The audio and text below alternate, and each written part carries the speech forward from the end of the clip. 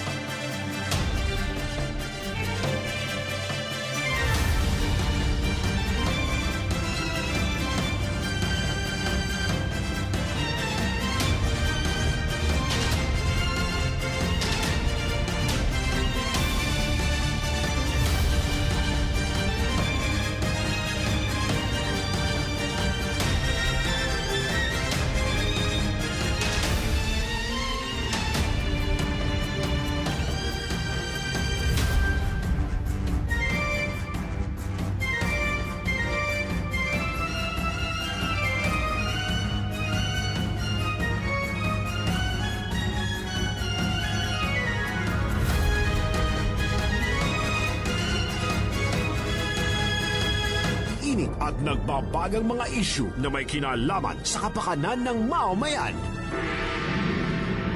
Firing Line! Naghahatid ng mga ulat mula sa mga tanggapan ng City Hall, Capitol, Philippine National Police Offices, military at iba't ibang mga government offices na nakalap ng ating mga masigasig na beat reporters. Firing Line! Maghahatid sa inyo ng mga police at hospital reports na nakalap ng ating mga masisipag na mga field reporters, mga live interviews mula sa ating mga newsmakers. Ito ang kabuuan ng ating palatuntunang Firing Line!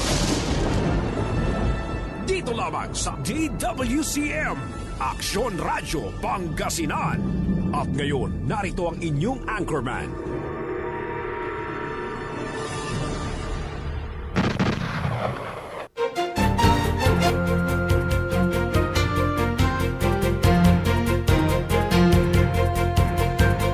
Alright mga ka-aksyon, ako isang maaksyong gabi sa atin pong lahat, lalong-lalo na ho sa mga ka-aksyon nating patuloy pa rin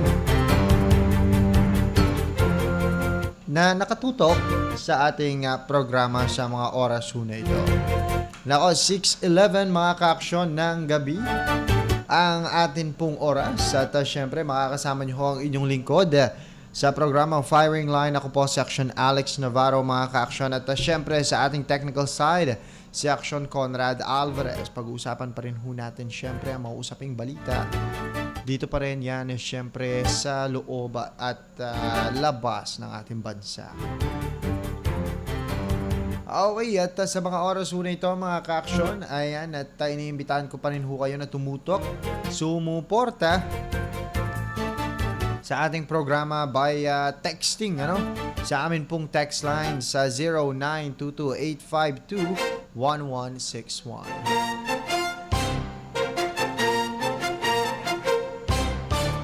Okay mga ka-aksyon, at teka lamang, bago tayo magkaroon ng COVID update dyan, eto at pasukin na muna natin itong isang balita, no? Sapagkat base dito sa newsinformation.inquirer.net, sabi dito, the Omicron COVID-19 variant has a high chance of entering the Philippines. Malaki raw umano ang tsansang makapasok itong si Omicron variant ng coronavirus ayon kay Health Undersecretary Maria Rosario Vergere ngayong araw. Kanina, sabi niya sa Laging Handa Public Briefing, mga ka-aksyon, Vergere reiterated that the entry of Omicron, first detected in South Africa, is inevitable.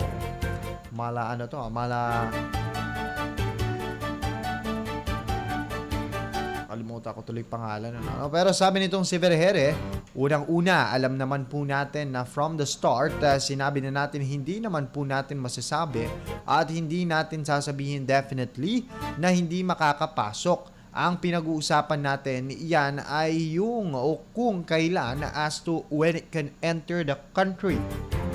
Okay, so posible, mga ka-aksyon, at malaki umano ang tsansa na makapasok itong si Omicron dito sa bansang Pilipinas, mga ka-aksyon. At sabi dito, to delay the variant's entry, the government is tightening its border response and monitoring of countries, the health official said. So, ayun, upang ma-delay. So, ibig sabihin, inaasahang makakapasok itong si Omicron variant, mga ka-aksyon. Inaasahang makakapasok ito dito at malaki umano ang tsansa. At ang ginagawa ngayon ng gobyerno, na especially ng Department of Health at ng IATF, ay itong sabi nga dito, tightening its borders. So, nagkakaroon ng restriction, mga ka-aksyon, lalong-lalo na dito sa mga papasok ng bansa, at nagkakaroon tayo ng tinatawag na red list o banned countries, o yung mga nakaban na flight papunta dito sa ating bansa. Ito ay upang ma-delay. Inaasahang makakapasok, pero itong ginagawa ho nating tightening at restriction, mga ka-aksyon, ay upang magkaroon ng delay o bumagal at maging matagal yung posibleng pagpasok dito nitong si Omicron variant.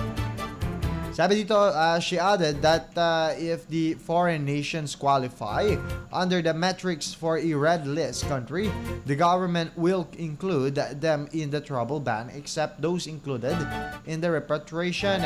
Vergere noted that Omicron is highly likely to enter the country.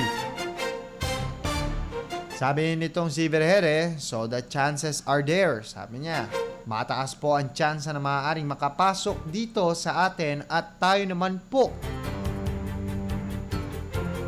ay nagpre-prepare, sabi nitong si Vergere.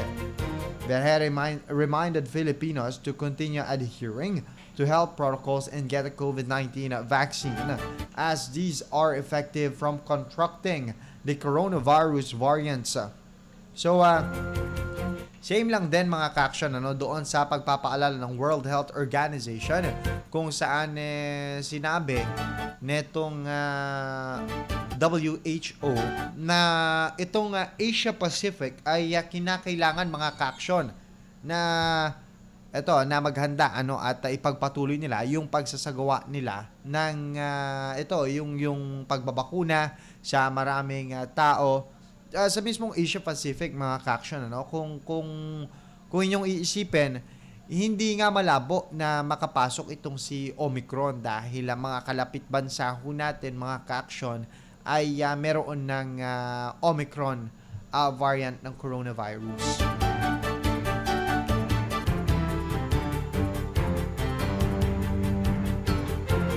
Ito, sabi dito ni Undersecretary, so gusto lang ho nating ipaalala sa ating mga kababayan, anuman pong variant ang pumasok, yun pong ginagawa po nating compliance sa safety protocols, pagmamask, pag-iwas sa matataong lugar, palagi ang paghuhugas ng kamay at pagbabakuna ay effective pa rin po laban sa mga variants na yan. At to date mga ka-aksyon, no Omicron variant is detected in the Philippines. At yun ang inassure nitong si Vergere mga ka-aksyon. She pointed out that the sequencing of traveler samples from South Africa showed that it is positive of a lineage but it is not Omicron and not a variant concern. Dahil meron tayong dalawang bisita from South Africa na pumunta dito sa Pilipinas. Pero sinwab test naman sila, nag-negative sila at kinumpleto naman na nila yung kanilang 14-day quarantine sa Negros Occidental. If I'm not wrong, mga ka-aksyon, sa Negros Occidental sila dinala. Pero ito mga ka-aksyon, at 57 countries na, ayon dito sa World Health Organization, etong merong Omicron variant sa buong mundo. Wait lang, at tignan natin dito mga ka-aksyon kung ilan ng mga bansa itong kasalukuyang merong Omicron variant. At ito mga ka-aksyon, at hanapin natin itong Omicron virus mga ka-aksyon.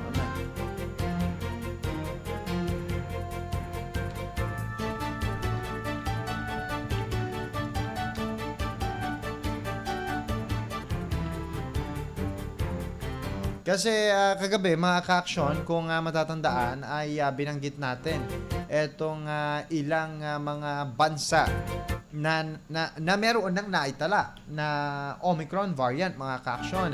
At ilan sa mga bansang ito talagang malapit-lapit lang sa Pilipinas, pinagigitnaan At ayon dito sa Reuters.com, the Omicron variant has been reported in 57 nations and the number of patients needing hospitalization is likely to rise as it spreads, the World Health Organization said on Wednesday.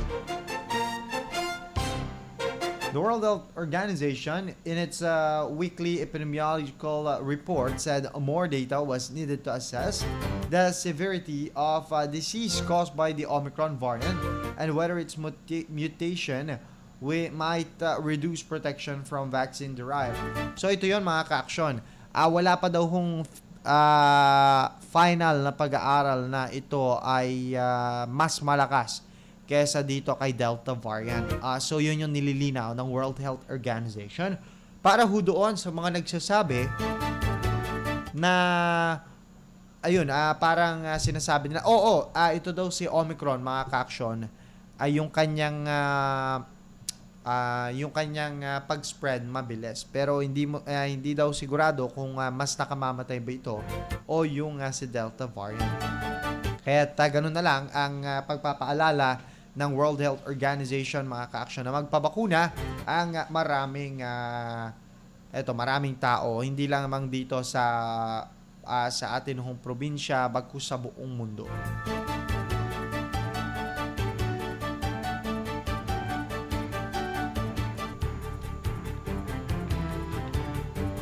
Ito, binabati ho pala natin lahat ng mga ka-aksyon ho natin na patuloy pa rin hong nakatutok sa ating programa sa mga oras na ito.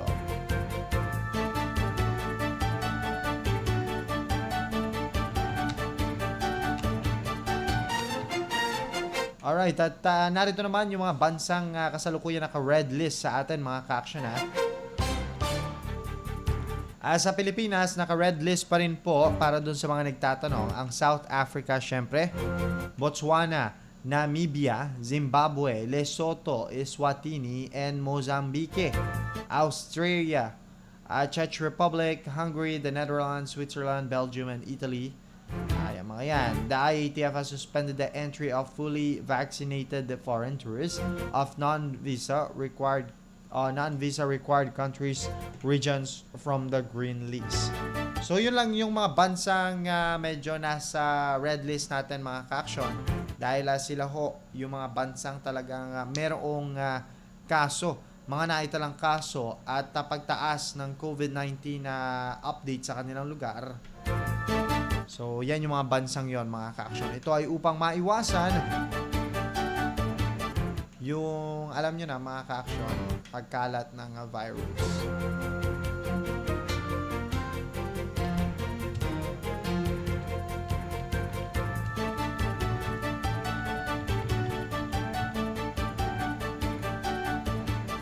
Samantala, ito naman mga ka-aksyon at binanggit nga natin sa inyo kanina na meron tayong 57 countries na merong tinatawag na Omicron variant mga ka-aksyon at titignan natin kung ano yung mga bansang yon, pero siguro mamaya na muna at hintayin na muna natin mag-loading. Eto muna mga ka-aksyon at kasalukuyang update na muna tayo ng coronavirus dito sa atin hong buong mundo. Ayan, ang Coronavirus Resource Center na paghahanapan ho natin ay ang Johns Hopkins University and Medicine. Ayan, at COVID-19 dashboard na isinagawa ng Center for System and Science Engineering o CSSE sa may Johns Hopkins University. So, ang kabuuang bilang na ng mga tinamaan ng coronavirus disease sa buong mundo ay pumalo na mga ka-aksyon sa 269,263,590 individuals. Namatay ho sa bilang na yan mga ka-aksyon na nasa 5,298,223. Ganun na ho kataas sa yung mga namamatay ng dahil sa COVID-19 sa nakalipas lamang na halos 2 buwan mga ka-aksyon. Nako, speaking of 2 buwan at paglipas ng panahon mga ka-aksyon, nako, marami rin ho palang schools ngayon ang pansamantalang nagkansela ng kanilang itong tinatawag na charger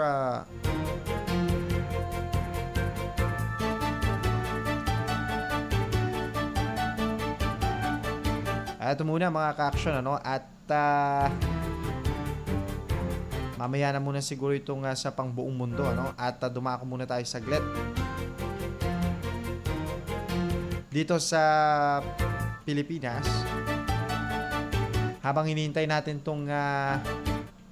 etong sa may mga bansa dito sa buong mundo na tinamaan na ng Omicron. At importante din na malaman nyo din ito mga ka-aksyon. Baka kasi may mga kababayan ho kayo dyan na nasa bansang iyon. Diba? At kahit pa paano mapalalahanan nyo ho sila na mag-iingat palagi. Pero dito muna sa Pilipinas, as of today mga ka-aksyon, araw ng Sabado, naitala ang 356 pang bagong kaso ng coronavirus disease. Ngayon pong araw yan ang Sabado mga ka-aksyon. Nadagdagan din ng 135 ang namatay. Nako, medyo mataas yung bilang ng mga namatay ngayong araw habang 878 ang bagong gumaling. Mataas naman ho itong ating recoveries. Sanhi ng mga karagdagang bilang na ito, umabot na sa 2,836,360 ang kaso ng COVID-19 dito ho sa ating bansa. Pumalo na rin sa 2,774,891 ang gumagaling at 50,096 ang namamatay dahil sa nakamamatay na sakit.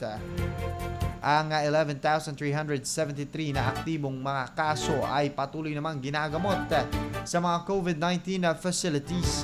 Bagamat patuloy na bumababa ang kaso sa bansa, hindi naman tumitigil ang Department of Health sa pagpapaalala mga ka-aksyon na huwag pakampante at dapat ipagpatuloy ang tamang pagsunod sa minimum public health standards.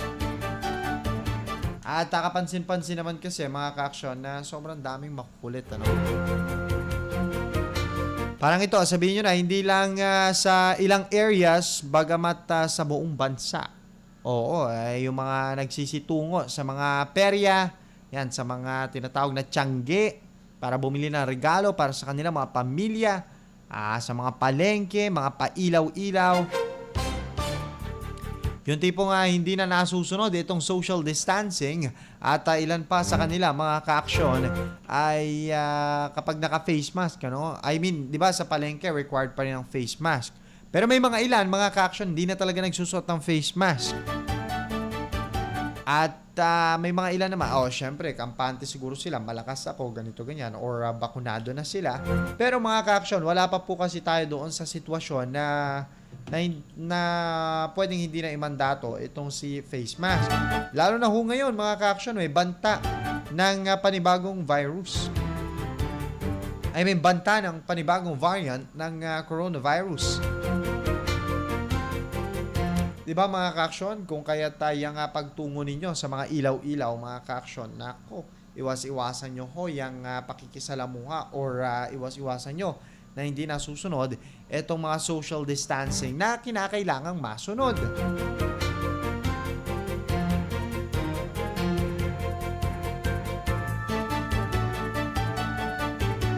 Okay mga ka-aksyon, at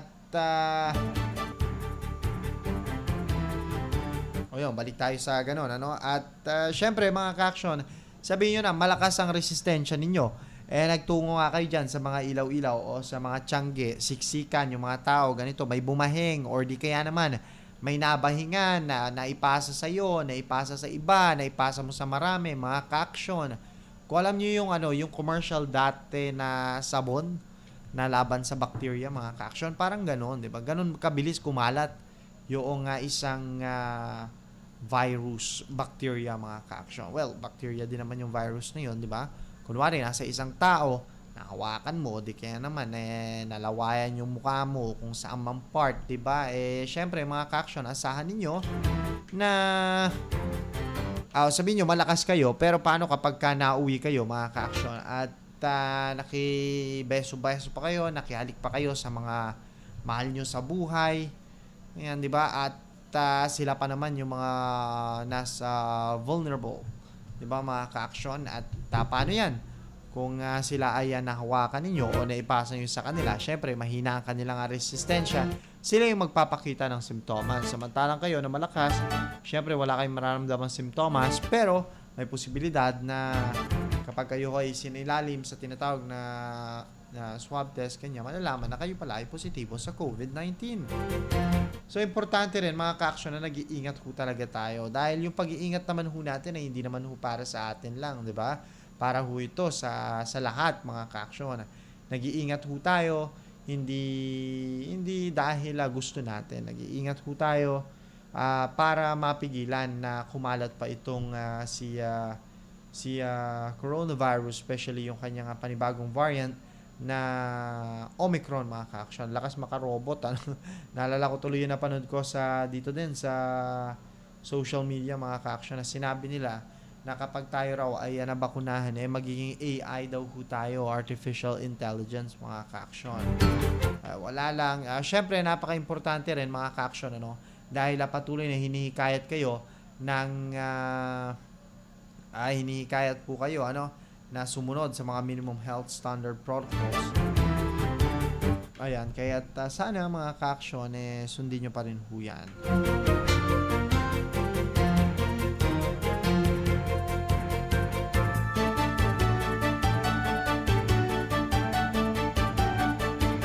Alright, mga ka-aksyon, at ito, teka lamang, ayun, ito. Okay, so doon ho sa nagtatanong, mga ka-aksyon, ang active cases po dito sa buong bansa, active cases ho ito ng coronavirus dito sa buong bansa, dito ho sa Pilipinas, mga ka-aksyon, ay nasa, pag sinabi ho nating active cases, ito yung mga ginagamot pa sa COVID-19 facilities, So, meron ho tayong 11,373 individuals na kasalukuyan hong ginagamot sa mga COVID-19 facilities.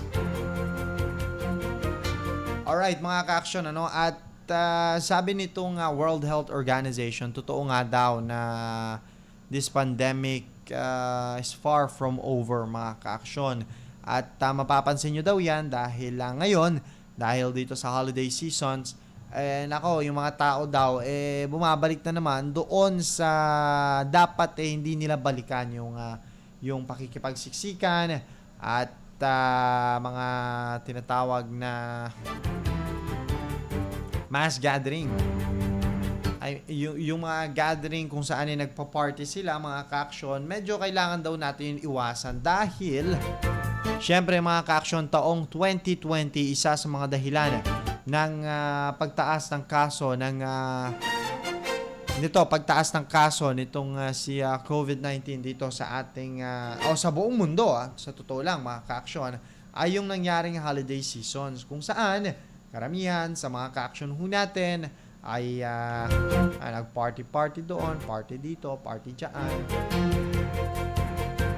So ilan yon sa mga naging dahilan kung bakit mga ka-action medyo tumaas ang kaso noong December, pagkatapos ng Kapaskuhan, medyo tumaas na yung kaso. Tapos pagkatapos ng New Year, mas tumaas yung kaso ng COVID-19. Alright mga ka-action, at yun, sa pangbuong mundong bilang, ang kasalukuyan na itala ng kaso ng coronavirus disease ng buong mundo ay pumalo na nga sa 269,263,590. Sa bilang huna yan, mga ka-aksyon, nangunguna pa rin ang Estados Unidos na merong 49,833,784 na bilang ng mga tinamaan ng coronavirus disease.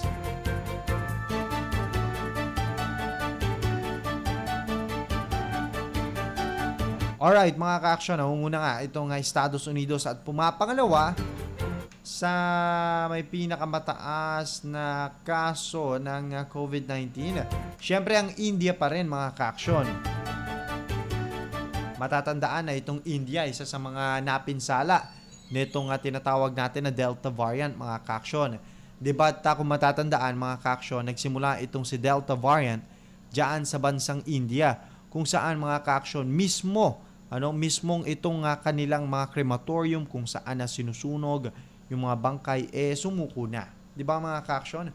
Sumuko na sila dahil, bakit ka ba sumuko mga ka-aksyon?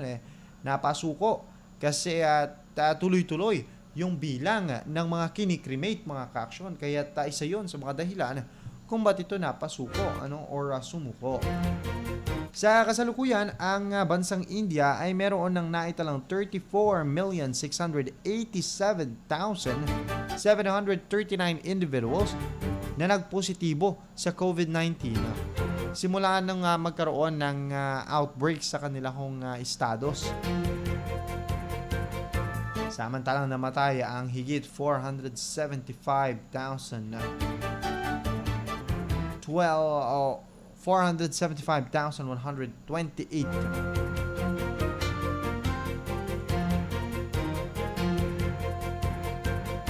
Okay, so yun mga ka-action, at sunod dyan ang bansang Brazil na merong 22,177,059 na kaso na naitala mga ka-aksyon na simula nung magkaroon ng pandemic sa kanilang bansa.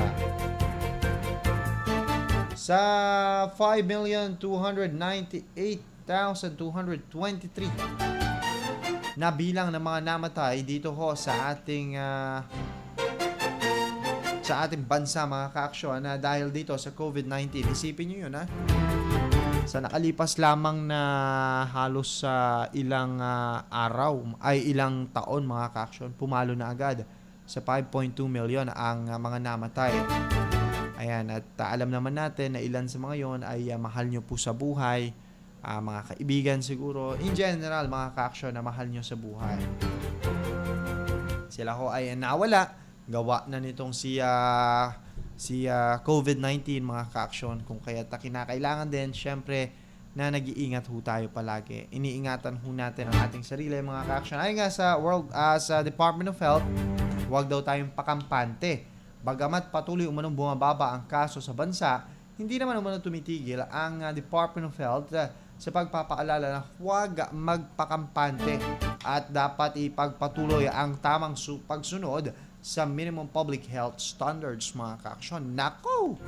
Yung mga nagtutungo ngayon sa mga ilaw-ilaw, mga ka-aksyon, hindi lamang sa kung saang area, pagkus sa buong bansa mga ka-aksyon. Kita ko nga sa Facebook minsan, kahit yung mga kaibigan ko na taga ibang lugar, nasa ilaw-ilaw mga ka-aksyon. So, ayun lang. Huwag tayo sa ilaw-ilaw mga ka-aksyon. O kung pupunta tayo dyan, siguraduhin natin na konti yung tao. Speaking pala, dito sa lungsod ng Dagupan, dumaan kami dyan around 9:35. Nakabukas pa yung ilaw-ilaw, pero wala nang mga tao. Ayun, masaya lang mga ka-aksyon. At medyo malinis na. May mga ilan, pero bikers, kanyan, dumaan lang at nag-selfie lang ng konti. Tapos umalis na rin sila. Dito sa may Quintos Bridge, kung hindi ako nagkakamali. At konti naman na. Medyo, ayan, kapag mga time na ganito, medyo maaga pa ng konti. Nandyan sila at madami. Pero may mga bantay naman, mga ka-aksyon. Ngayon may mga bantay na.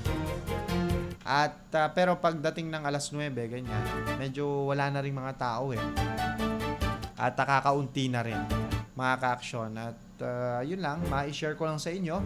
Dahil, ayun hanggang alas 12 ang curfew hours ngayon dito sa lungsod. No? Hanggang anong oras kaya yung ilaw-ilaw na yan, di ba?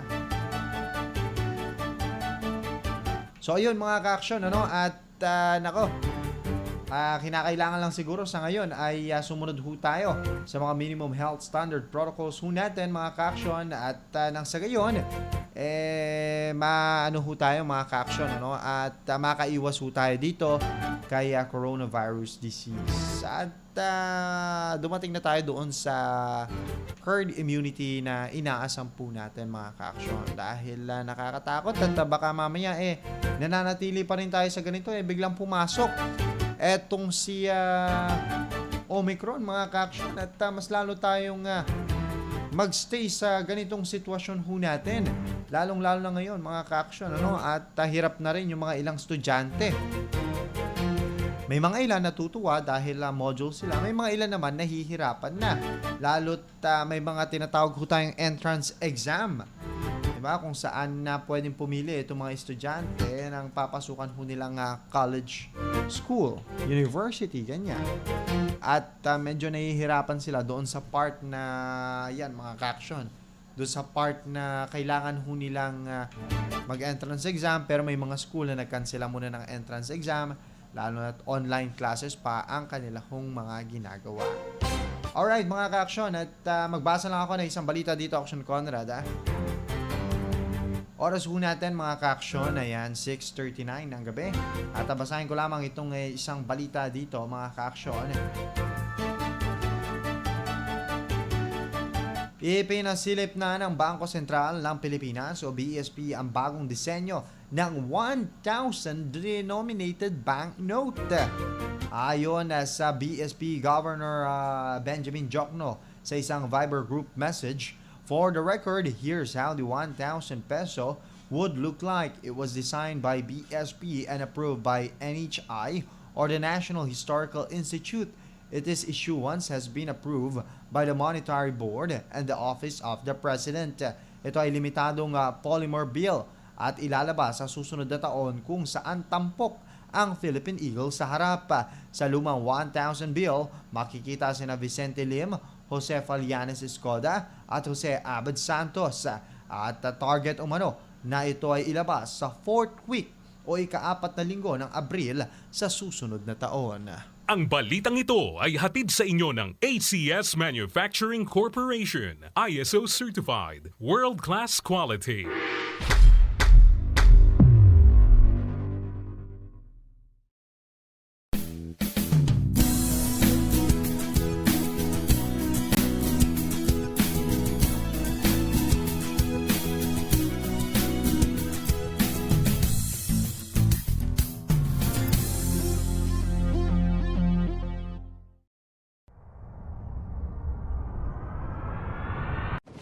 Aksyon!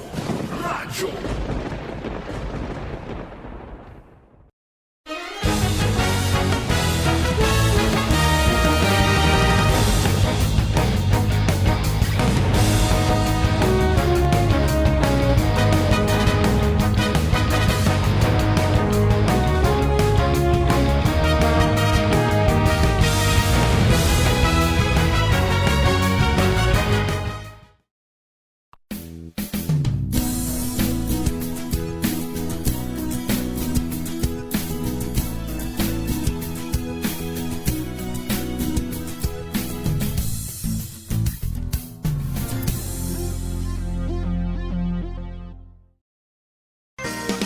Malaki ang paniniwala ko na magiging merry ang Pasko na 2021. Hindi tayo nagpatinag sa mga pagsubok na dumating. Palakasin pa natin ang ating pananampalataya na may magandang bukas na naghihintay sa atin. Kapit lang dahil ang mensahe ng Pasko ay pagmamahal, pag-asa at pagkakaisa. Ito po si Belen Fernandez na bumabati ng Merry Christmas po, Pinablin Dagupen. Sa gitna ng pandemya, ay dama pa din natin ang diwa ng Pasko. Pagtutulungan, pagkakaisa, at pag-alala na ang Pasko ay masaya kapag kasama ang pamilya. Mula po sa inyong lingkod, Vice Mayor Brian Cua, kami po sa Sangguniang Panglungsod ay bumabati po sa inyo ng maligayang Pasko at maligong bagong taon.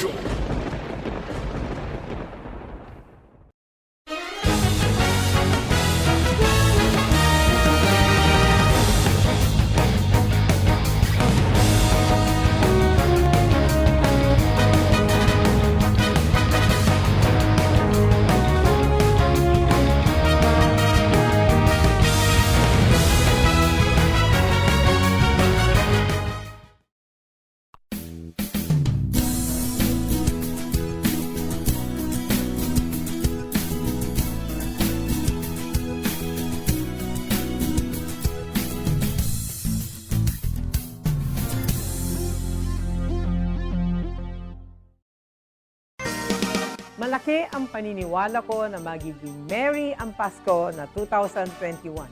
Hindi tayo nagpatinag sa mga pagsubok na dumating. Palakasin pa natin ang ating pananampalataya na may magandang bukas na naghihintay sa atin.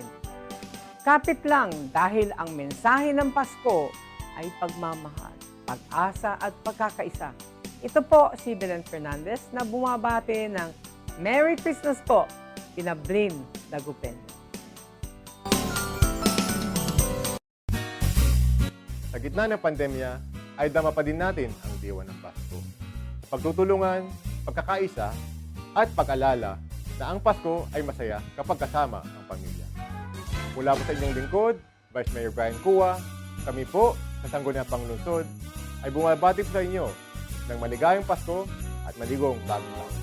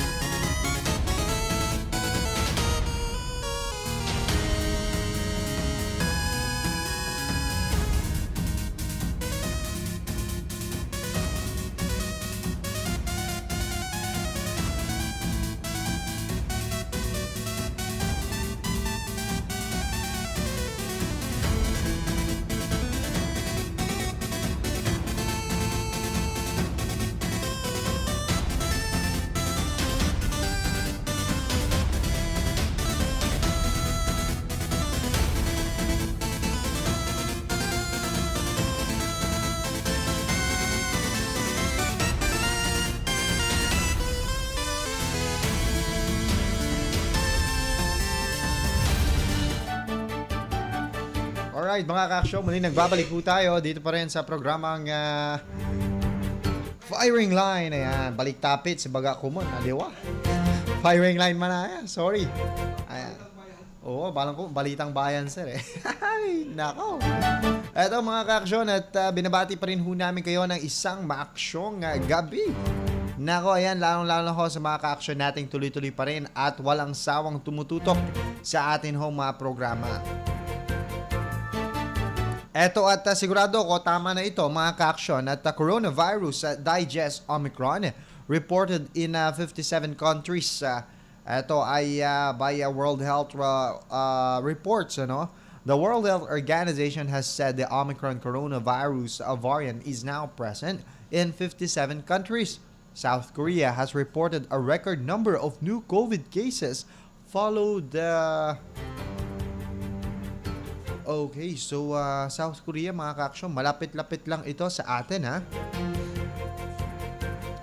The new coronavirus variant Omicron has so far been found in 57 countries. Ayun nga, sinasabi ko nga sa inyo kanina, the World Health Organization said, warning that the rate of hospitalization resulting from infection is likely to rise.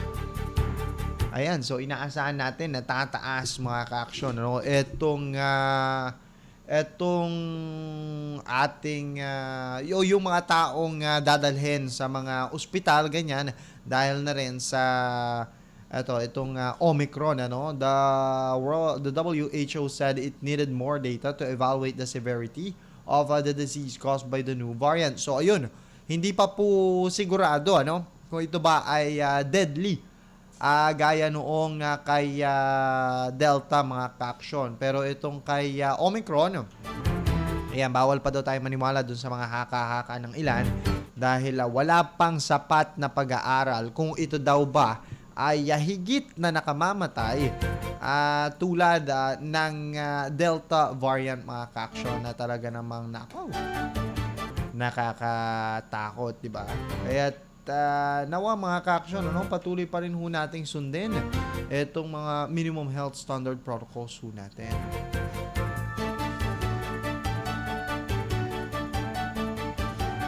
Ito at sabi ng WHO, even if the severity is equal or potentially even lower than for Delta variant, it is expected that the hospitalization will increase if more people become infected, and that there will be a time lag between an increase in the incidence of cases and an increase in the incidence of death. In an interview with the AFP News Agency on Tuesday, the WHO Director of Health Emergencies, Michael Ryan, said it was highly unlikely that the new variant dodge a vaccine's protection entirely. Naintindihan nyo ba yun mga ka-aksyon? Sabi niya, highly unlikely that the new variant o itong si Omicron mga ka-aksyon ay makipaglaban or parang talunin itong vaccine protection entirely, yung kabuuan. So gano'n na lang at parang yung panghihikayat nila na magpabakuna itong marami ay talagang nandoon mga ka-aksyon, di ba? However, he cautioned against drawing full-fledged conclusion from preliminary data and said that health authorities needed to be careful about how they interpreted the data they received so far. Ano nga ba ang mga bansa ngayon na meron ng tinatawag na Omicron mga ka-aksyon? Siyempre, unang-una dyan yung sa Africa. Botswana is one of the countries that has not seen a rise in COVID-19 hospitalization despite being among the first countries to detect the Omicron variant of coronavirus. At sabi dito ng Health Minister Edwin Dicolati said na currently we only have one person. So meron daw nag-iisang tao na nasa intensive care unit na merong Omicron variant mga ka-aksyon. At sabi dito, but there is a trend that we have noticed which is that those that get seriously ill have not been vaccinated. So karamihan daw dun sa nagiging seryoso yung kanilang lagay mga ka-aksyon kapag sila ay tinatamaan ng COVID-19, sila daw itong mga hindi pa bakunado mga ka-aksyon. South Africa's health regulator SAFRA on Wednesday approved a third booster shot of the Pfizer-BioNTech vaccine. The country recorded 20,000 new COVID-19 cases on the same day. Nako, 20,000 mga ka-aksyon sa isang araw lamang. At ito ay dahil a record since the Omicron variant was first detected there. So doon nga unang nakita itong si Omicron mga ka-aksyon. Pero wala pa raw umanong sapat na ayan, sapat na pag-aaral at kung ito daw ba ay o yung pagdami daw ba ng kaso sa kanila ay dahil kay Omicron variant, mga ka-aksyon. Ano pa yung bansang merong Omicron? Nigeria. Health Minister said some COVID-19 vaccine donated by Western countries only had a 2-week shelf life. Oo nga, no? Ito din yung pinoproblema natin dito sa Pilipinas. Dahil karamihan doon sa mga bakunang natatanggap natin, kinakailangan ipamudbud na agad, mga ka-aksyon. Bakit? Dahil ilan sa mga bakunang ito, yung kanilang shelf life, mga ka-aksyon, ay hanggang next year na lang, hanggang ganitong araw na lang, 2 weeks na lang, 3 weeks na lang, masisira na, mga ka-aksyon, o di kaya mapapanis na. So, kinakailangan, iarangkada na agad, di ba? Iturok na sa mga Pilipino, iturok na sa mga kababayan ho natin na, well, voluntaryo naman, mga ka-aksyon, ganun na, di ba? Hikayatin patuloy, mga ka-aksyon. Ano? Some manufacturers offered extend the vaccine shelf life after the fact by 3 months, a practice that, though accepted by expert, is declined by the Federal Ministry of basta yun, mga ka-aksyon. Ano? Sa Asia naman, sa Africa yon, meron tayong sa Africa, ang bansang meron, Botswana, South Africa, Nigeria. Sa Asia naman, mga ka-aksyon, sabi dito, the Philippines on Wednesday banned entry for travelers from France. France was the 15th country added to the Philippines, added to its red list to try and keep the Omicron variant out. So ito kasi yung plano ng Pilipinas, diba? Sinabi ko sa inyo kanina, mga ka-aksyon, na sabi nitong si Vergere, malaki ang posibilidad at tsansa na makapasok itong si Omicron sa ating bansa, mga ka-aksyon. Yun nga lang, kailangan, makakapasok ito, pero kailangan daw i-delay.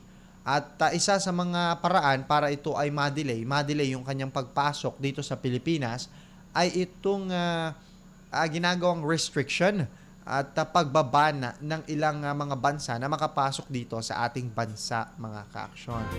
At sana ito ay effective, mga ka-aksyon, ano? At yun, the ban is effective until December 15 at hindi pa tayo sigurado kung madadagdagan pa yung mga araw na yan. Okay, so sa Pilipinas, wala pang Omicron, mga ka-aksyon, paglilinaw lamang, ano? At South Korea, may Omicron dito. Reported more than 7,000 daily COVID-19 cases for the first time since the pandemic began, Prime Minister Kim Bok-kyun said on Wednesday. The Korea Disease Control and Prevention Agency said the country registered 7,175 new cases and 63 deaths on Tuesday. At sabi pa dito, cases have skyrocketed in South Korea after the country lifted most its restriction. Okay, so ang kaso, ang bilang ng yung kaso ng COVID-19 sa South Korea, mga ka-aksyon, hindi naman daw umano ganoon kataas magmula nung magkaroon ng COVID-19 pandemic. Pero dahil ata dito kay Omicron, pero hindi pa nila sinasabi kung si Omicron ay nandoon na. Pero biglaan daw na nagkaroon ng pagtaas ng kaso ng COVID-19 sa kanilang bansa. Yun nga, no? Daily cases nila umaabot ng 7,000 plus. At isa daw sa mga naging dahilan na nakikita ng Prime Minister ng South Korea ay yung ginawa nilang lifted, yung country lifted most restriction, mga ka-aksyon. At nag-adapt sila doon sa living with COVID-19. Mala-US din yung ginawa nilang paraan, mga ka-aksyon. Dati, bawal lumabas ng Korea, bawal din makapasok basta-basta. At kung nakikita nyo, yung mga idol yung K-pop, mga ka-aksyon, nakapunta ng iba't ibang bansa ngayon. Mga parte ng, bago mag-November kasi, nag-announce sila o inadopt nila yung salitang, yung rule na living with COVID-19, mga ka-aksyon. At yun nga, medyo lifted lahat ng restriction, mga ka-aksyon. Almost all restriction, sabi nga nila, ano? At parang face mask lang yung kinakailangan. So, tuloy-tuloy daw yung party, ganito, ganyan. Pero, ngayon, mga ka-aksyon, stricter measure limiting gatherings and mandating vaccine passes were implemented this week. So, ngayong week na ito, in-implement ng South Korea sa pangunguna ni Prime Minister Kim Bok-kyum ang paglilimita dito sa mga gathering at pagmamandato sa mga tao na kinakailangan sila ay bakunado at para sila ay makapag-party siguro ganyan, kailangan sila ay bakunado. Parang ganun din sa Pilipinas, 'di ba mga ka-aksyon? Sa mga gyms, bawal kang mag-gym pag hindi ka bakunado. 'Di ba mga ka-aksyon? Mga ganyan, 'di ba? Dahil syempre umahawak ka ng kung ano-ano Prime Minister Kim told the COVID response meeting that South Korea would mobilize additional health personnel to oversee COVID patients who were treating themselves at home. An emergency transfer system is being established to help more patients to hospital if they develop severe symptoms. The Prime Minister urged the elderly. Okay, so ito mga ka-aksyon, yung Prime Minister ng South Korea ay talagang hinihikayat, lalong-lalo na ang mga matatanda na tumanggap na ng kanilang booster shots. Lalo na 35% umano ng mga infections ay nakita sa mga matatanda na nasa 60 years old pataas o mas kilala bilang senior citizens. At 84% naman sa bilang na yon. Doon sa 35% na tinamaan ng doon sa 100%, 35% doon ay pawang mga matatanda, mga ka-aksyon. At doon sa 35% na yon, karamihan doon, mga ka-aksyon, parang 1/3 karamihan doon, basta karamihan doon, mga ka-aksyon, ay nasa severe cases. So, ayun, dahil siguro daw ay matatanda na sila at may hina na yung kanilang katawan, yung kanilang resistensya. So, kinakailangan mga ka-aksyon na sila ay isa-ilalim na doon sa booster shots. At the vast majority of the new cases have been reported in Seoul area, Kim said. Sa Europe naman, mga ka-aksyon, sa Europe, a booster dose of Pfizer BioNTech COVID-19 vaccine appears to provide strong protection against the Omicron variant.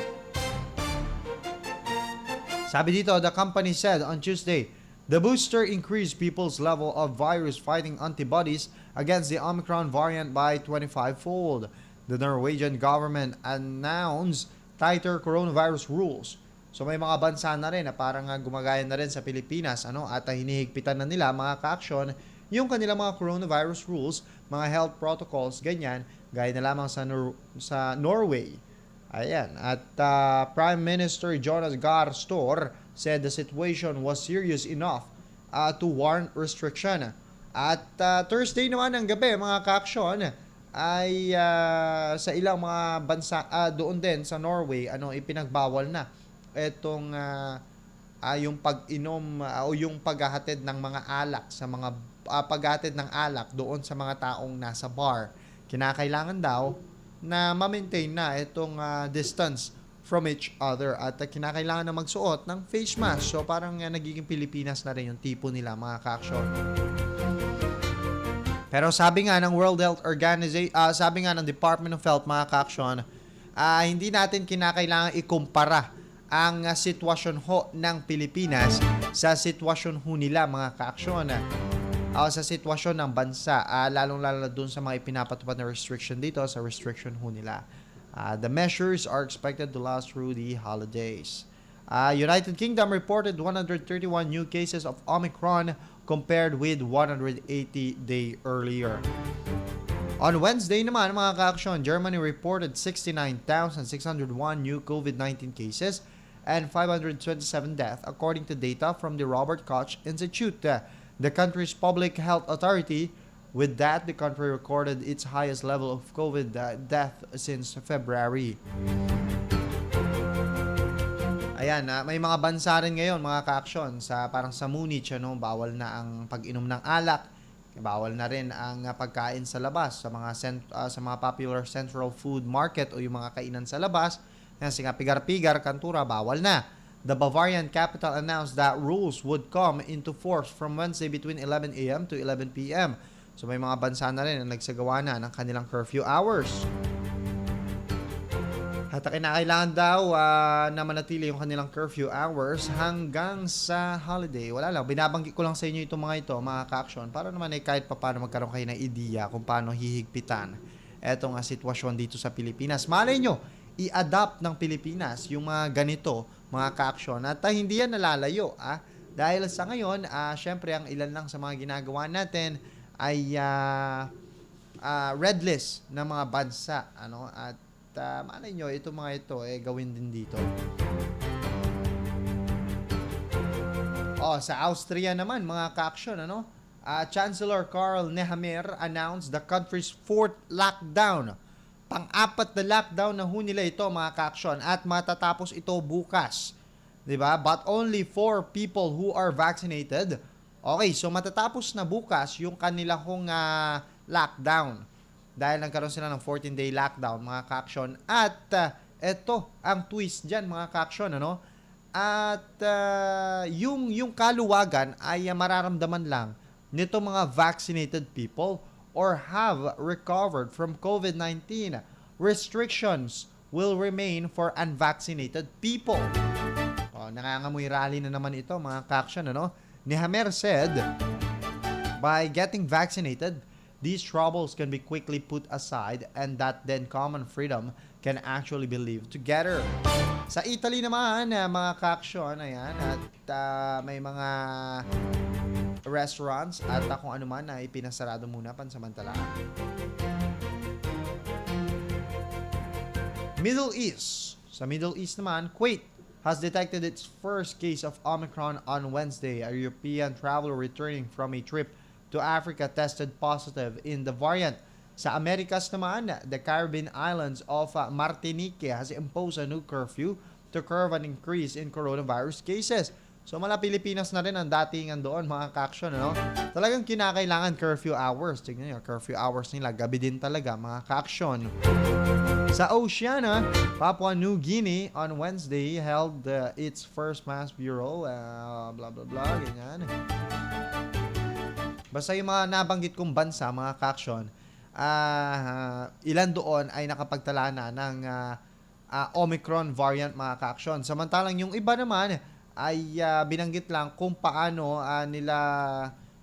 nagiging stricto yung sitwasyon ng Omicron doon ngayon, mga ka-aksyon, di ba? Ayan. At ito naman, mga ka-aksyon, tignan naman natin, countries in Asia with Omicron, mga ka-aksyon, dahil medyo, ang alam ko, malalapit sa atin itong mga bansang ito, malapit dito sa Pilipinas, Ito, as India confirmed 2 cases of Omicron, the World Health Organization today said countries in Southeast Asia region should further strengthen COVID-19 response measure to curtail the spread of virus and its variant, mga ka-aksyon. Nako, India Regional Director of Surveillance. Okay, so basta't dito sa Southeast Asia, mga ka-aksyon, pinag-iingat ang marami at kinakailangan daw na magkaroon ng tougher tactics, para malabanan itong tougher tactics to combat Omicron, o para malabanan itong si Omicron, mga ka-aksyon. Kailan ba yon? Kung matatandaan, December 3 ata nung nailabas na ilan sa mga bansang malalapit sa atin ay nakapagtala ng Omicron variant. Ito, mga ka-aksyon. The modification come as Omicron begins to reach the Asia-Pacific region, with Australia, Hong Kong, India, Japan, South Korea, Singapore, and Malaysia reporting confirmed cases. The initial moves focus on national travel restriction and border tightenings. Speaking of travel restriction at border tightenings, mga ka-aksyon, ayun nga, ito yung bansa ho natin, napapaligiran na yan ng Omicron. At the best way na nakita ng Department of Health at ng IATF para mapigilan itong si Omicron o mapabagal yung pagpasok niya dito, mapabagal muna o ma-delay bago siya makapasok dito, ay itong ginawa ho nila mga ka-aksyon na national travel restriction o itong border tightenings mga ka-aksyon o paghihigpit dito sa border ng bansa ho natin. Diba? Scientists are still racing to understand Omicron. So inaaral pa ito mga ka-aksyon. Wala pang kasiguraduhan kung mas kung mas matapang kaysa kay Delta mga ka-aksyon, 'di ba? Mas mabagsik ika nga. Pero ayun at mabilis daw itong kumalat. But in an acknowledgement of the potential threat, countries are going beyond their previous variant containment efforts. At sabi din dito, in South Korea, Japan, and Singapore, officials have chosen to move those infected by the Omicron variant into hospitals or other government-run facilities under medical supervision, even if the individuals are asymptomatic or experiencing mild symptoms. Until recently, patients have been allowed to quarantine at home. So habang hindi pa raw alam mga ka-aksyon kung gaano o kung malakas ba itong si Omicron, kinakailangan na itong mga nagpositibo dyan ay talagang maisailalim dito sa mahigpit na pagbabantay at upang habang inaaral pa ng mga siyentista kung gaano kalakas itong si Omicron mga ka-aksyon. So sa ngayon, hindi pa sinasabi mga ka-aksyon kung ito ba ay mas mabagsik kaysa kay Delta variant. So wag kayong masyadong nagpapaniwala sa kung ano yung nakikita niyo sa internet dahil as of now mga ka-aksyon, pinag-aaralan pa po ng mga siyentista kung ito ba ay mas mabagsik kesa kay Delta variant mga ka-aksyon na talagang nagpataas ng kaso ng COVID-19 sa buong mundo at nagpataas din ng kaso ng death toll sa bansang India mga ka-aksyon. Alright, so 7:15 Aksyon Conrad Alvarez, magbibigay daan muna kami para sa ilang mga paalala.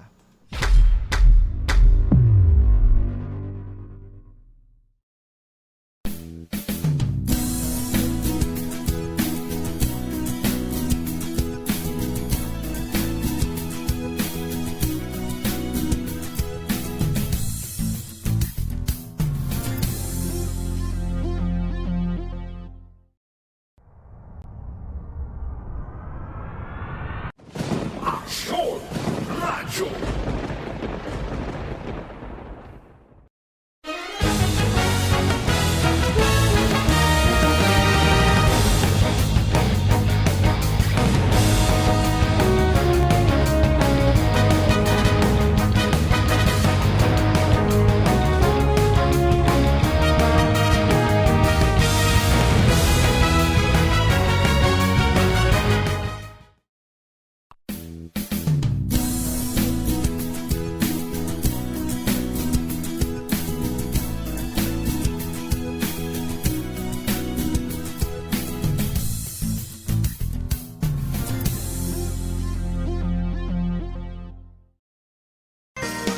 Malaki ang paniniwala ko na magiging merry ang Pasko na 2021.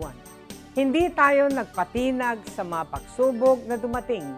Palakasin pa natin ang ating pananampalataya na may magandang bukas na naghihintay sa atin. Kapit lang dahil ang mensahe ng Pasko ay pagmamahal, pag-asa at pagkakaisa. Ito po si Belen Fernandez na bumabati ng Merry Christmas po, Pinablin Dagupen. Sa gitna ng pandemya, ay dama pa din natin ang diwa ng Pasko. Pagtutulungan, pagkakaisa, at pag-alala na ang Pasko ay masaya kapag kasama ang pamilya. Mula po sa inyong lingkod, Vice Mayor Brian Cua, kami po sa Sangguniang Panglungsod ay bumabati po sa inyo ng maligayang Pasko at maligong bagong taon.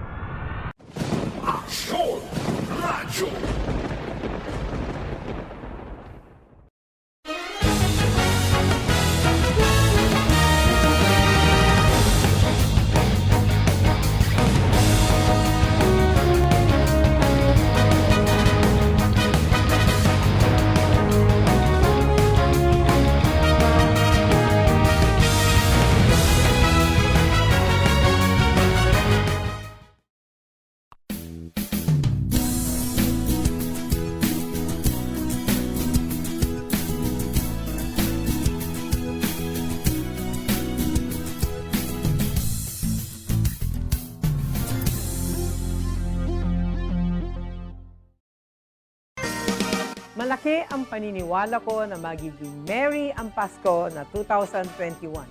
Hindi tayo nagpatinag sa mga pagsubok na dumating. Palakasin pa natin ang ating pananampalataya na may magandang bukas na naghihintay sa atin. Kapit lang dahil ang mensahe ng Pasko ay pagmamahal, pag-asa at pagkakaisa. Ito po si Belen Fernandez na bumabati ng Merry Christmas po, Pinablin Dagupen. Programang Firing Line. Ayan. Firing Line. Programang Firing Line. Kasama nyo pa rin siyempre ang inyong mga lingkod sa ating technical side, Section Conrad Alvarez. Ako naman po siyempre, Section Alex Navarro. Alright, tatadako na tayo sa mga balita natin mga ka-action. Ang sobrang tilay Omicron na o at least kahit papaano, alam nating handa tayo lahat mga ka-action. Just in case na biglang makapasok itong si Omicron, at least kahit papaano, meron tayong knowledge, di ba? Lalong-lalo yung mga ka-action ho nating tuloy-tuloy at walang sawang nakikinig sa atin. Alam nilang meron silang kaalaman patungkol dyan sa dito kay COVID, di ba mga ka-action? O, di ba? I mean kay Omicron, COVID variant. Okay, sige. At ito naman mga ka-aksyon na isingit lang natin. Ilang pasahero ang stranded pa rin sa Matnog Port sa Bicol Region dahil nananatili pa rin masungit ang lagay ng panahon. Ayon sa latest maritime monitoring ng Philippine Coast Guard o PCG ngayong hapon, nasa 558 pasahero kasama ang drivers at helpers ang stranded sa Pantalan. Stranded din mga ka-aksyon ang nasa 1,094 na rolling cargoes. Sa ngayon, nanatiling moderate to rough ang kondisyon ng karagatan sa nasabing rehiyon. Ayon sa PCG, may biyahe naman ang mga barko, ngunit delayed trips, kaya may mga stranded. Samantala mga ka-aksyon, ito at sinita ni House Deputy Minority Leader at Bayan Muna Representative Carlos Isagani Zerate ang Bangko Sentral ng Pilipinas ang mga mali sa bagong labas na 1,000 peso bill. Isa na dyan mga ka-aksyon, yung unang-una nating napansin ay ang hindi paggamit ng italic. Daming alam, At ang mga ka-aksyon, dahil tinukoy rito ang imahe ng Philippine Eagle na dapat agad itama ng BSP. Masungit ba yung agila dito? Parang hindi naman Sabi dito, first, the BSP should correct the scientific name of the Philippine Eagle into Pithecopaga jeffreyi because the one they wrote on the new 1,000 bill was Pithecopaga jeffreyi. Ani Zarate. Oo nga, Tama. Second, the scientific name should also be italicized. Ito yung sinasabi ko because it is in Latin and needs to be differentiated from the English language. This is one of the rules in the proper writings of scientific names. Tama. Base pa kay Zarate, katulad din ito ng pagkakamali ng BSP sa inilabas na bagong note sa 2020. The BSP made almost the same mistake in 2010. Thus, it is lamentable that the same mistake is repeated. We trust that prior to the printing of the new notes, these mistakes will be corrected so as not to waste funds or resources. Kailangan makita agad yung mali, 'di ba mga ka-aksyon? Lalo na't syempre magiging ikot tong note na ito, 'di ba? Kinakailangan na may tama agad. Kasi sayang naman kung baka mamaya kasi marami na palang nabuong ganito nagawa. The BSP, we hope that BSP will heed our call as it is quite embarrassing that a part our official currency has mistakes that will be propagated. Nauna nagpaliwanag BSP sa maling apelido ni President Gloria Macapagal Arroyo na Arrovo habang noong 2010, mali naman ang middle name ni President Rodrigo Roa Duterte na nakaspell na BOA.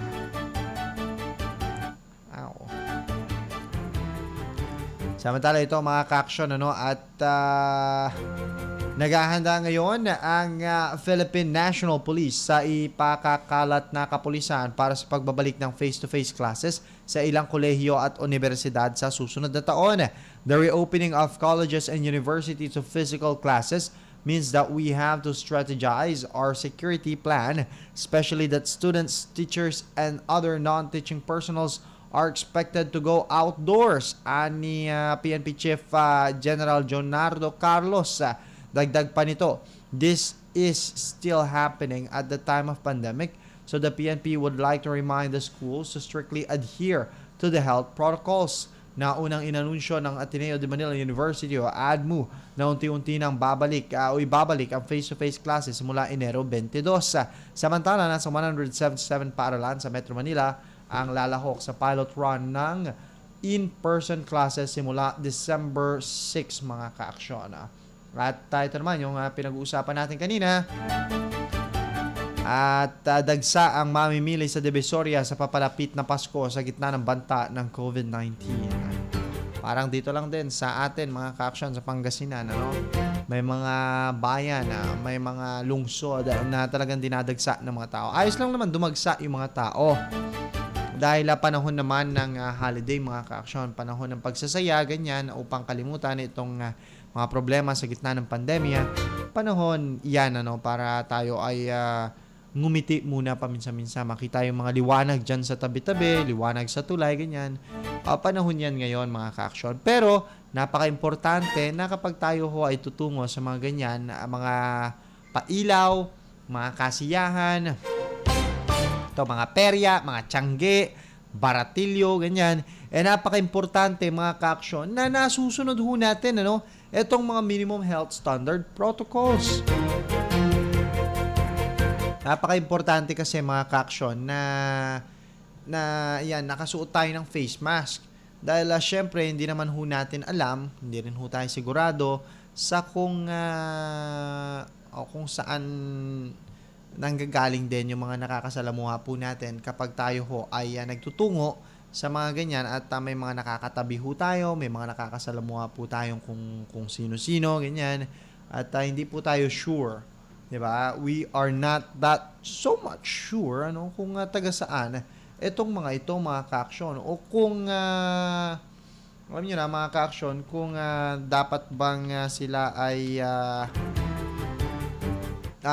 dapat bang sila ay pagkatiwalaan, hindi doon sa dapat bang sila ay tama lang na makasama, ganyan.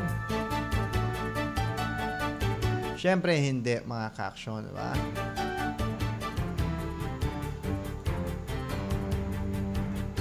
Ganon lang yon, mga ka-aksyon. At wala namang masama. Ganon nga sa sinasabi ko. Walang masama dyan sa pagdadalo ninyo sa mga party. Hindi, bawal pa pala ang party. Hindi, yung sa mga ganyan lang, kainan sa labas. Eto, at tadagsaan na rin yung mga tao dito sa may Galvan Street. Walang masama doon, mga ka-aksyon. Dahil panahon nyo yan, para nga kayo ay maaliw. Pero, syempre, napaka-importante na sa pagpunta nyo sa mga ganyan, syempre, sinusunod nyo din na bawal isama yung mga bata. Bawal isama itong mga chikiting, mga ka-aksyon, yung mga nasa edad bata-bata pa. Diba, mga ka-aksyon? Kaya't, ayun, mga ka-aksyon, dapat ay sundin nyo ho yung mga yan. Huwag nyo na kong ipagpilitan na sila ay palabasin, na sila ay isama pa, na sila ay alam nyo na, mga ka-aksyon, napakasimpleng protocols na ipinapatupad lagi ng atin hong gobyerno, mga ka-aksyon. Mga ganun lang, dapat yung sundin, mga ka-aksyon. Hindi naman na ganoon kabigatan at kinakailangan lang talaga na sundin, mga ka-aksyon.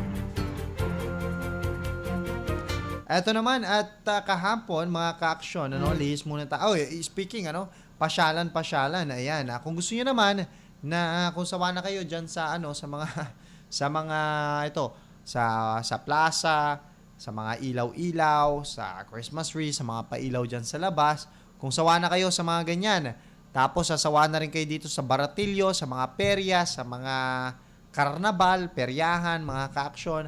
Kapag sawa na kayo sa mga ganyan, at gusto niyo naman makakita ng isang classic, at medyo alam niyo na, historical, tapos medyo pangpatalino para sa atin. Medyo tatalino ka kasi pagka mga ganyan.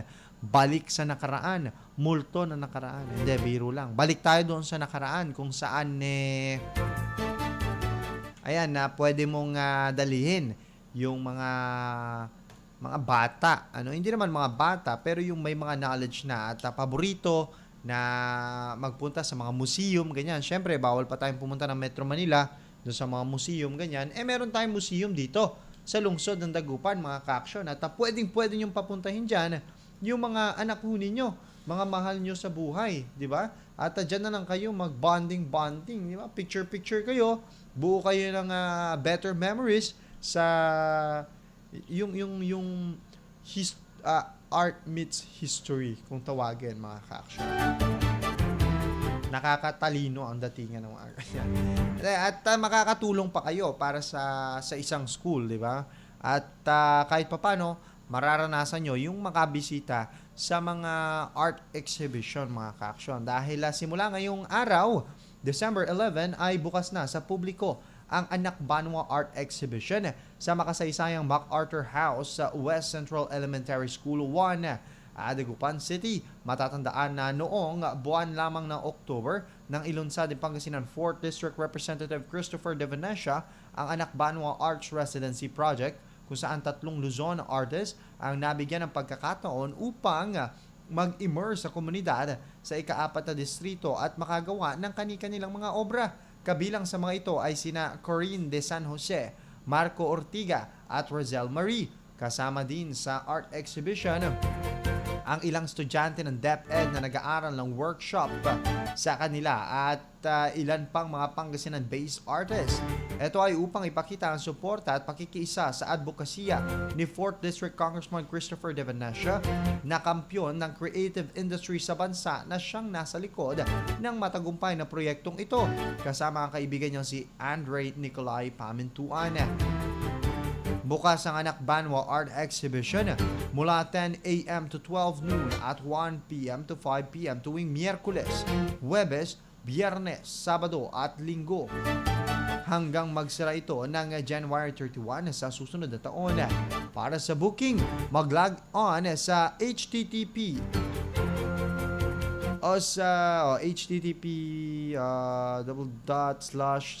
bit.ly/anakbanwa. O di kaya mga ka-action, bisita ho kayo sa Explore PD4. Libre ang mga estudyante ng DepEd. May entrance fee na 50 pesos ang mga adults at 40 pesos naman ang mga senior citizens at PWD. Maaari rin mag-book ang inyong guided tour ng exhibit sa halagang 200 pesos. Malaking porsyento ng kikitain ay pupunta sa pagpapanatili at pagpapaganda ng MacArthur House. Kahapon ay dumalo sina Deputy Speaker Loren Legarda, dating DPWH Secretary Mark Villar, ilang local na leader kasama sina Manay Gina De Venecia, mga malalaking pangalan sa sining at kultura gaya ng national artist na si Kiglat Tahimik at marami pang iba na iba pa sa pagpapasinaya ng naturang art exhibition. Ito ay isa sa mga talagang the best, mga ka-action, at talaga namang nakaka-proud dahil marami tayong mga ka-aksyon, marami tayong mga kababayan ang pwedeng bumisita dyan. Nako, para sulit mga ka-aksyon, hindi na kayo dyan sasama sa mga mararaming tao sa tabi. Punta kayo dyan dahil 40 pesos, 50 pesos ang entrance fee, mag-book na rin kayo ng inyong ng guide, di ba? Para ikwento niya sa inyo yung history. Hindi lang noong mga art pieces na nandun, hindi lang yung mga artworks na nandun. Malay nyo, ikwento niya rin sa inyo, mga ka-aksyon, yung history itong bahay ni MacArthur. Di ba, mga ka-aksyon? Okay, paano ba yan? At 7:37, sabi namin Aksyon Conrad, 7:35. Wait lang, Aksyon Conrad, makisingit ko lang ito saglit tayo. Ito naman, mga ka-aksyon, at nako, singit lang natin to dahil patuloy na daragdagan ang mga nakikiisa sa Barangay Bayanihan para sa kalusugan feeding program na inumpisahan ni dating Dagupan City Mayor Belen Fernandez. Kabilang dito ang iba't ibang civic organization sa Dagupan tulad ng Alpha Kappa Rho Fraternity and Sorority, Law Brothers, Astro o Act of Selfless Trustworthy and Respectful Organization, Philippine Guardians Brotherhood Incorporated, United Guardians at nadaragdagan pa kasabay ng patuloy na paglawak ng naaabot ng programa. Nakakasama rin ang Team Belen BK ang Dalton Clan sa pamimigay ng mga tsinelas sa mga bata sa barangay. Napakasaya umano at Ani Belen, napakasaya po talaga kapag nakikita po natin dumarami ang nakikisa sa ating layunin na ialagay sa balay. Dahil sa bumubuhos na suporta at magmamahal, pagtitiyak ni Mayor Belen, we will rise again. Mamaya mga ka-aksyon, abangan nyo ho yung mga ilan pang police reports ho natin at naging panayam po namin kay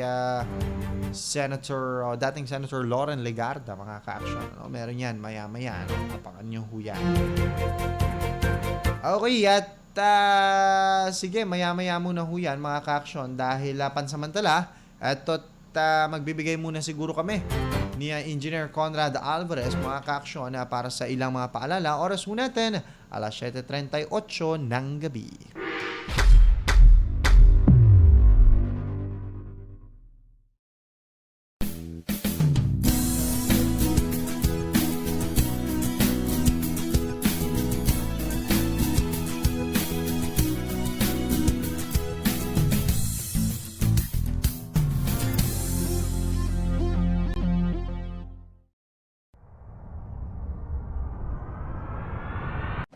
Aksyon! Radyo!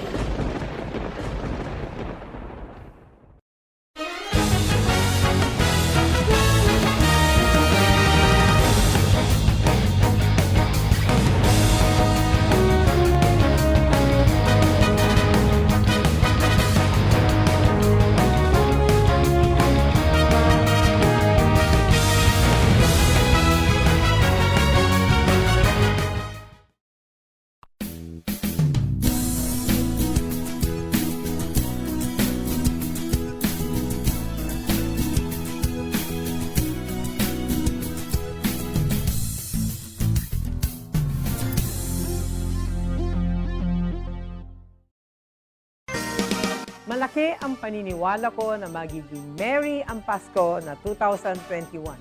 Hindi tayo nagpatinag sa mga pagsubok na dumating. Palakasin pa natin ang ating pananampalataya na may magandang bukas na naghihintay sa atin. Kapit lang dahil ang mensahe ng Pasko ay pagmamahal, pag-asa at pagkakaisa. Ito po si Belen Fernandez na bumabati ng Merry Christmas po, Pinablin Dagupen. Sa gitna ng pandemya, ay dama pa din natin ang diwa ng Pasko. Pagtutulungan, pagkakaisa, at pag-alala na ang Pasko ay masaya kapag kasama ang pamilya. Mula po sa inyong lingkod, Vice Mayor Brian Cua, kami po sa Sangguniang Panglungsod ay bumabati po sa inyo ng maligayang Pasko at maligong bagong taon.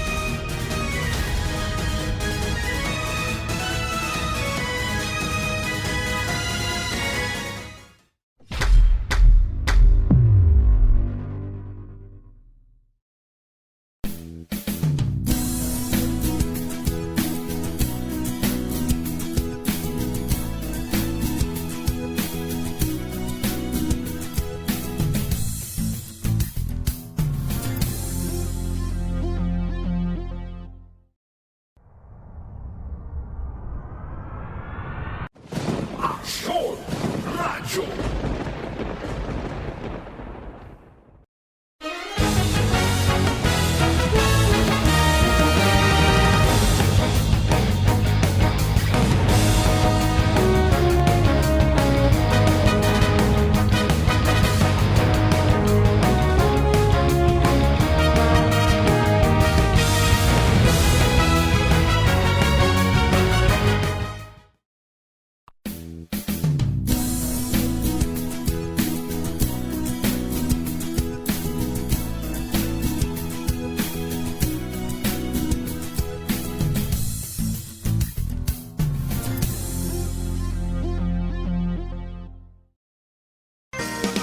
Malaki ang paniniwala ko na Alright mga ka-aksyon, muli nagbabalik ho tayo programang Firing Line pa rin. Kasama niyo pa rin syempre ang inyong lingkod.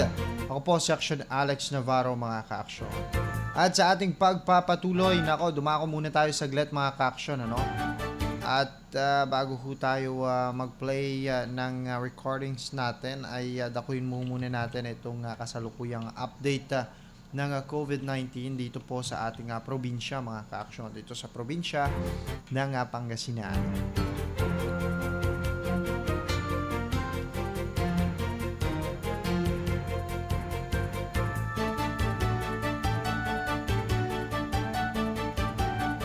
Alright, ito mga ka-aksyon, at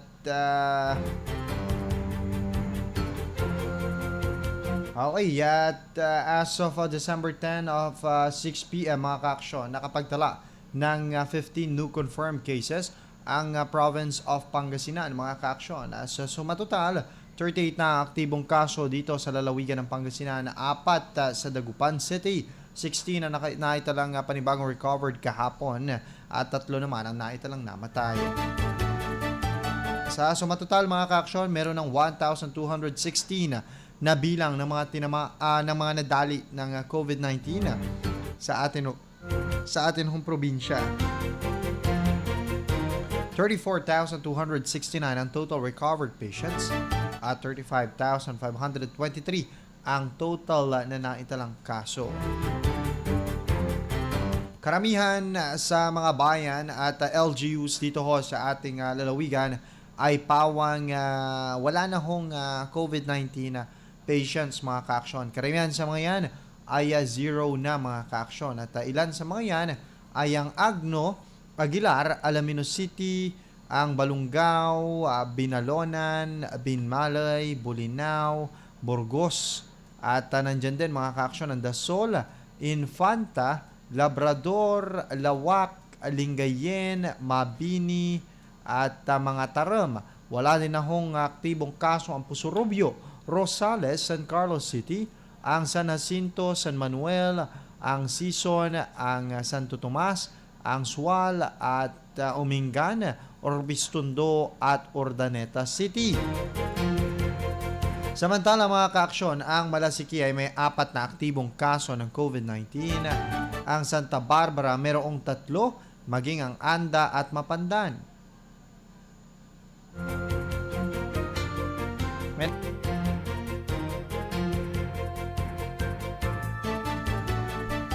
Samantala mga ka-aksyon, ang Santa Barbara, Anda, Mapandan 3, Natividad, Mangaldan, San Quintin, Alcala 2, ang Bayambang, Calasiao, San Fabian, Bani, San Nicolas, Abasista, Asingan, Vilyasis, Bautista, Manawag, Tayug, Bugalyon, Santa Maria ay merong tig-1 aktibong kaso. Ibang usapin naman ho ang sa Dagupan City na isang independent component city na merong 4 na aktibong kaso. Tuloy-tuloy mga ka-aksyon ang pagbaba ng mga naitatalang aktibong kaso ng COVID-19 dito ho sa ating probinsya. At nawa ito ay magtuloy-tuloy. Nang sa gayon mga ka-aksyon kahit papano maramdaman ho natin yung normal ng pamumuhay mga ka-aksyon o yung herd immunity na inaasam ng marami. Samantala mga ka-aksyon, kahapon nagkaroon ng press con itong si dating Senador Loren Legarda mga ka-aksyon. At meron tayo dito, mahaba ito, ngunit i-play lang natin yung pinaka-peak nitong interview patungkol po sa sitwasyon ng COVID-19 at kung paano niya ho ipinagpapatuloy itong pagbibigay serbisyo sa atin mga kababayan dito sa buong bansa, maging dito sa lalawigan ng Pangasinan, mga ka-aksyon.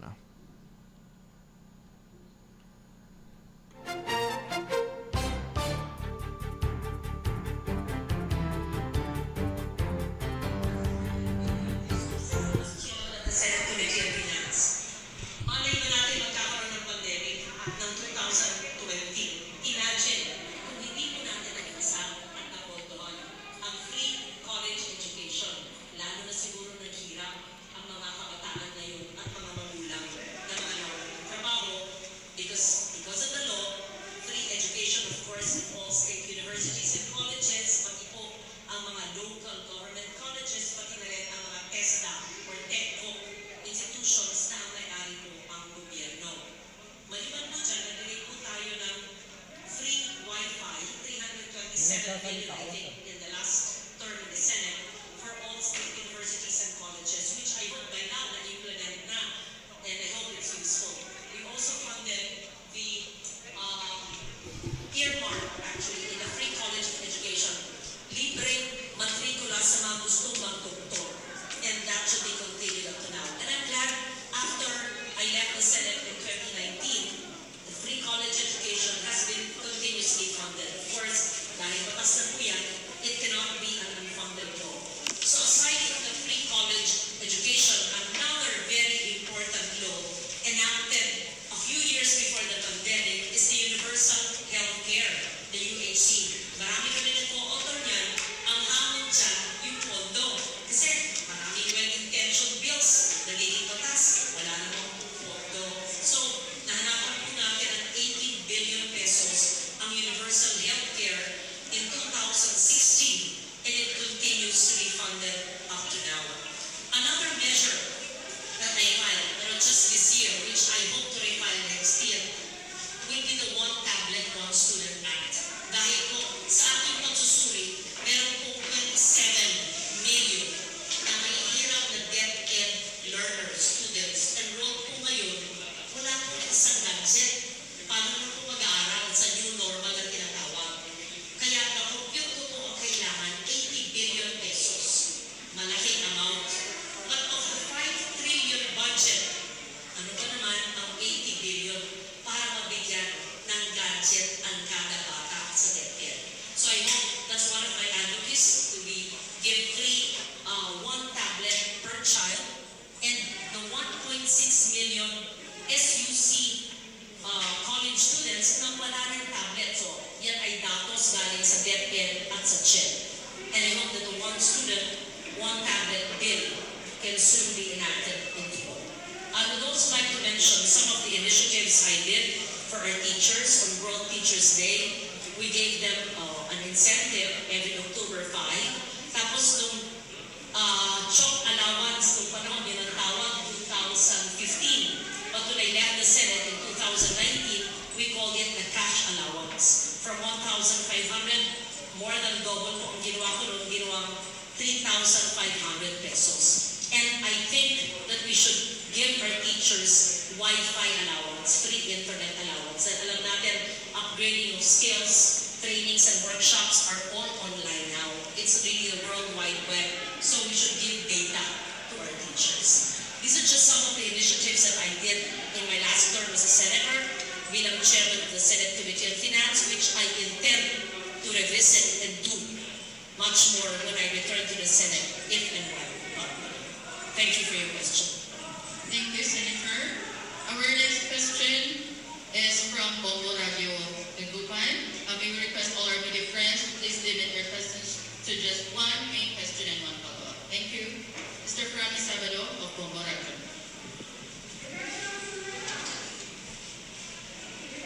Good afternoon po, Senator at Congressman. Ma'am, matanong lang po, meron na po tayong pagnakarta for public school teachers na nipasa po nung way back 54 years. Sa ngayon po, kamusta po? Ano po yung mga pagong po natin para po magayang po natin tulong ang ating mga public school teachers ay po mapanong po ng natin? Oo nga, more than 50 years ago yung batas na yan, it needs revisiting.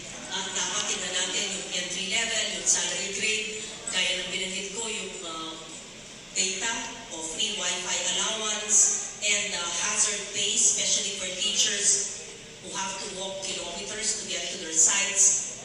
Yan po ay maraming dapat bisitahin dahil hindi po pwede umatas para tilihin po natin na dekada na hindi po nare-revisit. So that's one of the advocacies in the education sector. Our next question po from the Trade Naman and Government Media from the Philippine News Agency. The Bureau Chief is Hilda Austria.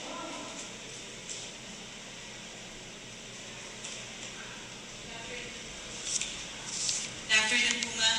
Ma'am, napag-uusapan na po yung mga naapektuhan ng pandemic. Isa rin po sa mga apektado talaga is yung mga maliliit po na negosyante natin. So, ano po yung plano niyo po for them?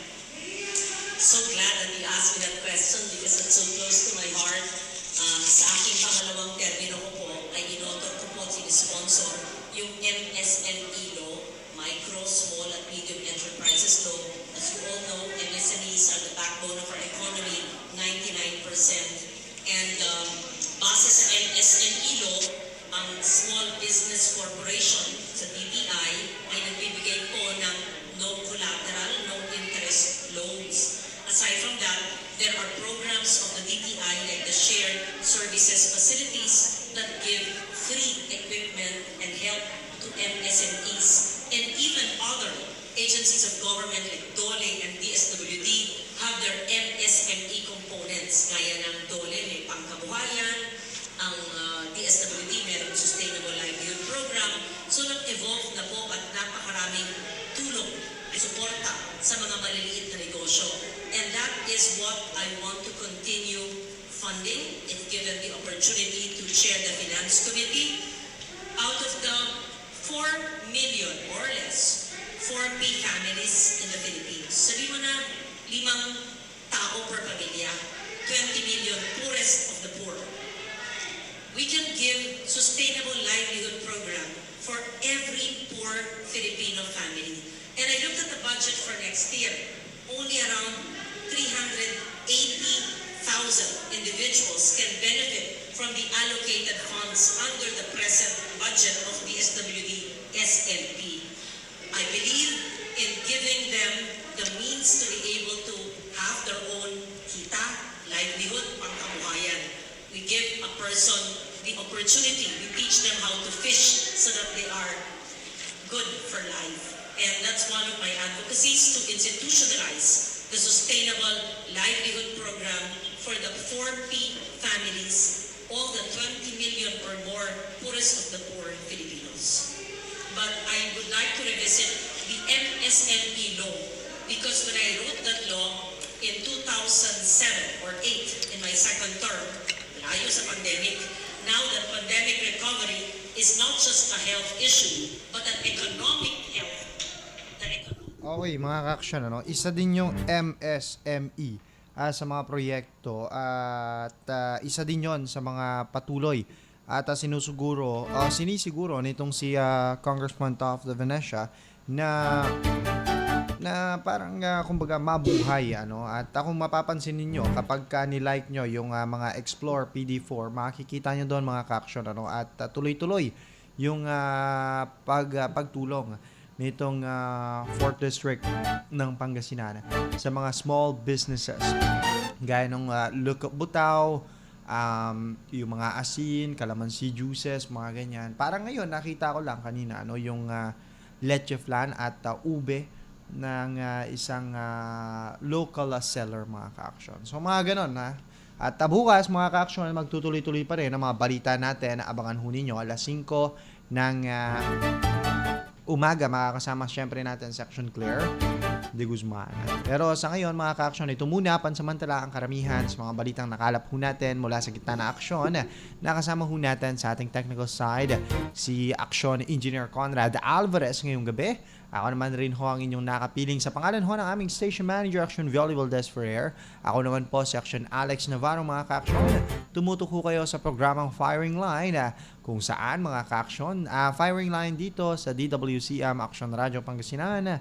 Una sa aksyon, una sa balita, sama-sama tayo, Pilipino.